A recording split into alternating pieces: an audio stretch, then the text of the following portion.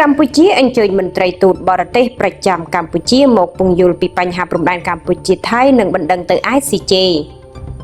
ក្រសួងការបរទេសនិងសហប្រតិបត្តិការអន្តរជាតិនៅព្រឹកថ្ងៃទី17ខែមិថុនានេះបានកោះហៅអញ្ជើញអគ្គរដ្ឋទូតអគ្គរដ្ឋទូតនៃបណ្ដាអង្គទូតបរទេសប្រចាំកម្ពុជាចំនួន27ប្រទេសដើម្បីធ្វើការពង្យល់ពីការវិវត្តនៃស្ថានភាពបញ្ហាព្រំដែនកម្ពុជាថៃនិងការបញ្ជូនប្រាសាទតាម៉ុនធំប្រាសាទតាម៉ុនតូចប្រាសាទតាក្របីនិងតំបន់មុំបីទៅកាន់តុលាការយុត្តិធម៌អន្តរជាតិ ICJ កិច្ចប្រជុំនេះដឹកនាំដោយលោកប្រាក់សុខុនឧបនាយករដ្ឋមន្ត្រីក្រសួងការបរទេសនិងសហប្រតិបត្តិការអន្តរជាតិបណ្ដឹងផ្លូវការរបស់កម្ពុជាដើម្បីជួយស្វែងរកដំណោះស្រាយបញ្ហាវិវាទព្រំដែនជាមួយប្រទេសថៃនៅតំបន់ប្រាសាទតាម៉ុនធំប្រាសាទតាម៉ុនតូចប្រាសាទតាក្របីនិងតំបន់មុំបី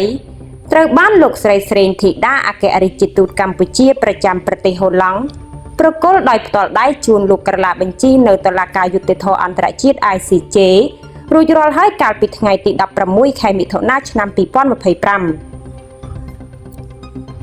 សម្ដេចធិបតីហ៊ុនម៉ាណែតនាយករដ្ឋមន្ត្រីបានគូសបញ្ជាក់ថាកម្ពុជាមិនដកថយទេពាក់ព័ន្ធនឹងការស្នើសុំឲ្យតុលាការយុត្តិធម៌អន្តរជាតិ ICJ ជួយដោះស្រាយបញ្ហាព្រំដែនកម្ពុជាថៃនៅប្រាសាទតាម៉ុនធំប្រាសាទតាម៉ុនតូចប្រាសាទតាក្របីនិងតំបន់មុំបី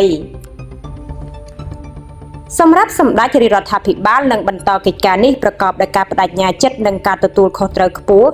ដើម្បីការពារបូរណភាពទឹកដីក៏ដូចជាឧត្តមប្រយោជន៍ជាតិនិងប្រជាជនកម្ពុជាជំហររបស់កម្ពុជាគឺត្រូវការតែយុត្តិធម៌ភាពត្រឹមត្រូវនិងច្បាស់លាស់មួយក្នុងការកំណត់ខ្សែព្រំដែនជាមួយប្រទេសជិតខាងដើម្បីកុំឲ្យកូនចៅជំនាន់ក្រោយនៅបន្តមានបញ្ហាមិនចេះចប់ជាមួយគ្នា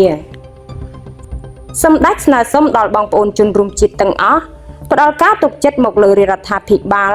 ក្នុងការខិតខំប្រឹងប្រែងធ្វើកិច្ចការនេះប្រកបដោយឆន្ទៈនិងការទទួលខុសត្រូវខ្ពស់